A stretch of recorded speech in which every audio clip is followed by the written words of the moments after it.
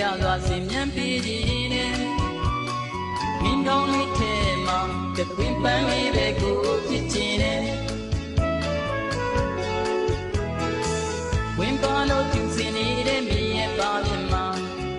မြေရနဲ့ချင်းထောင်ရနေကုန်ဖြစ်အောင်မျက်နာမှနေခွင့်ရှိရင်လေမင်းပါမို့မှာတနက်ကားလေးပဲကိုဖြစ်ခြင်းနဲ့မြေရလည်းမြည်ရဲ့နာမကိုနေနေမြေရလည်းမြည်တည်းရမယ်ကိုသိ